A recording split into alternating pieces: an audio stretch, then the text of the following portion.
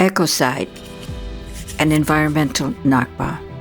In the first months of the Gaza war, Israel struck mostly 12,000 civilian targets, dropping 25,000 metric tons of bombs, equal to 2 nuclear bombs, creating catastrophic pollution of sulfate, hydrogen cyanide, and ammonia. With the invasion, Israel's military vehicles produced hundreds of thousands of tons of carbon monoxide, nitrogen oxide, hydrocarbons, and sulfur dioxide, in addition to CO2s.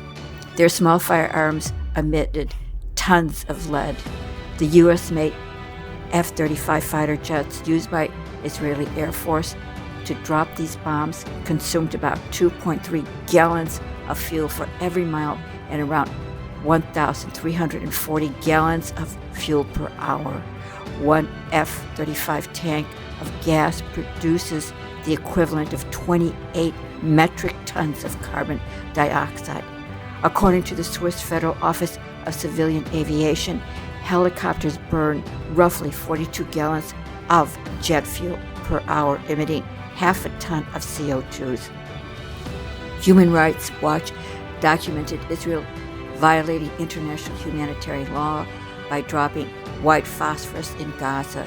It burned human flesh down to the bone and impacted the ecosystem by setting fields on fire, polluting rivers and aquifers, and poisoning local crops, cattle, and fisheries. 97% of Gaza's water is unsuitable for human consumption, with airstrikes ongoing. More than 130,000 cubic meters of untreated sewage a day are being released into the Mediterranean Sea from Gaza, according to the Norwegian Refugee Council. Before the war, Haaretz, an Israeli newspaper, found that the Jewish National Fund uprooted hundreds of thousands of olive trees essential to the local ecosystem that combats climate change. According to the Israeli Meteorological Service, the bombing of Gaza compounds a much longer-term problem. The Eastern Mediterranean is one of the most vulnerable areas to climate change, with average temperatures increasing by 1.5 degrees Celsius between 1950 and 2017. Climate change does not recognize borders. The environmental degradation in Palestine will impact Israel. Because of the climate change, as salt water pushes into coastal aquifers, it will affect both Israel and Palestine. The war jeopardizes Israel's water security.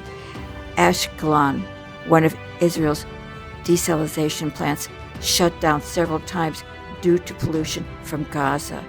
The water security of Israel is very much connected to the water and sanitation situation in Gaza. So we can say to the public that we are disengaging from Gaza, but the environment doesn't allow us to actually do that. Without an immediate long-term ceasefire, Israel will only increase cross-border environmental disasters.